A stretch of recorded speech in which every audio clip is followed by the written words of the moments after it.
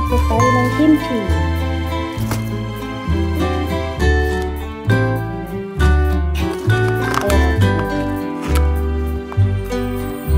Red pepper pa. Natin glutinous para sa ating pampalapot na sauce.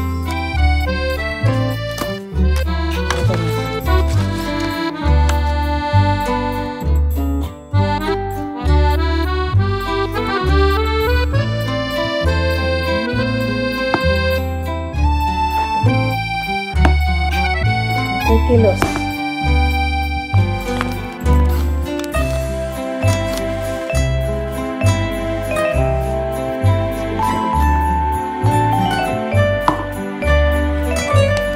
Magamit ka og glutinous para sa sauce.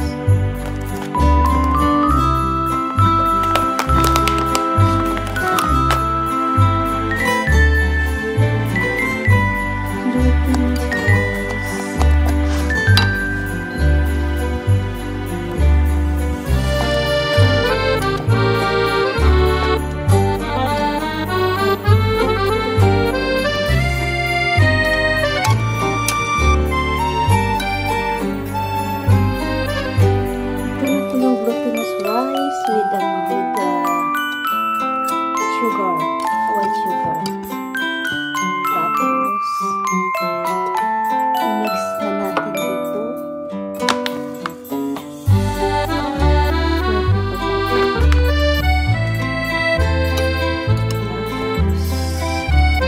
lagyan ng konting patis. Saka i-mix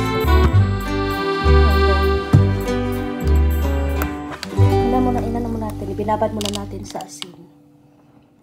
Tsaka hugasan ng 3 times. So, palamigin natin muna ito, guys. Tsaka natin i-mix yung powder, red pepper powder. Ito pa yung isusauce natin. I-mix natin mamaya. Bawang natin at saka sibuyas. Yan. I-blend natin. Sabayan i-mix yan mga nito. Tapos yan. Nice.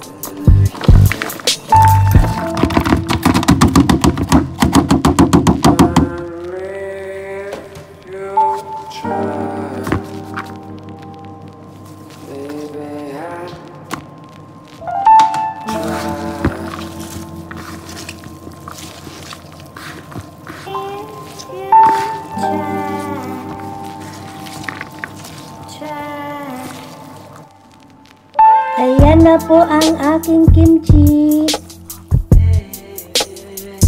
Buhulanas kimchi. Ipang premier ko. Ano to siya, guys? 3 kilos na 3 kilos. So, medyo basa na. Siguro mga nasa 4 kilos. Kasi malaki ito eh. Mabigat na. Kimchi. For today's video. Kasi ganahan din kimchi. Masarap to sa grill. Na mga sugba-sugba ba? No? Karni-karni. So, ilalagay ko to sa mga box. Para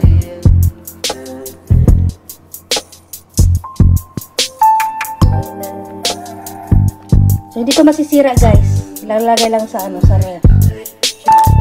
Ayan. Ito pa yung ingredients ko, yung ano, glutinous.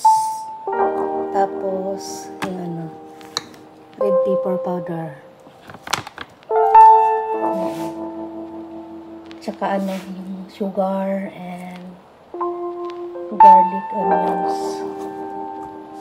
Tapos may ano siya, radish, spring onion, and carrots. Tapos ano, China,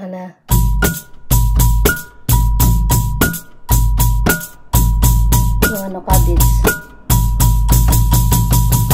Ito guys, yung ating finished product ng ano, ng kimchi. So, very easy lang po ang paggawa nito.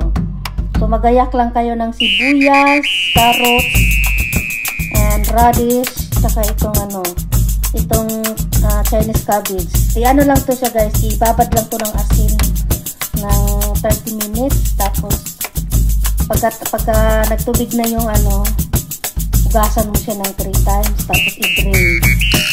Tapos, magluto lang kayo ng ano,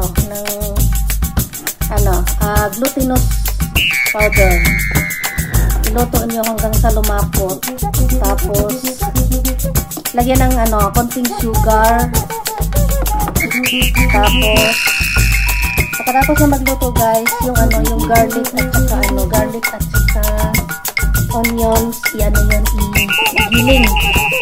Yung talagang ano, magiging ano na. Tapos, yun. Yung glutinous na ano, ilagay sa malaking lagayan, tapos lagyan ng red pepper powder. So, nakasukat po yan kung gaano kadami yung Chinese cabbage.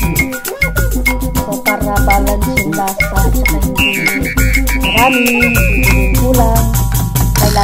Kailangan maano siya. Tas na, ayan na po guys.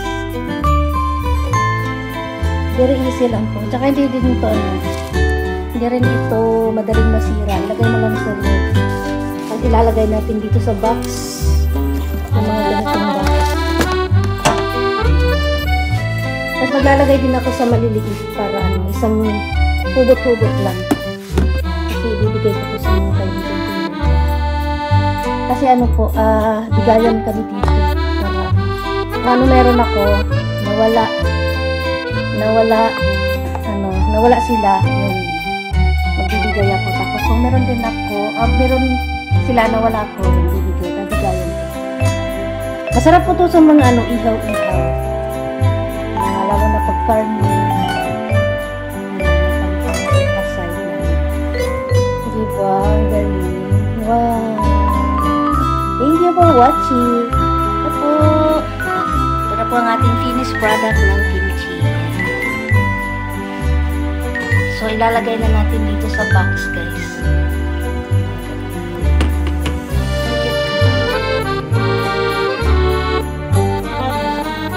For today's video, guys.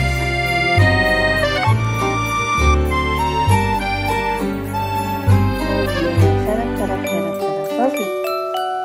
Perfect naman. So, hindi ito masisira, guys. Lagay nyo lang sa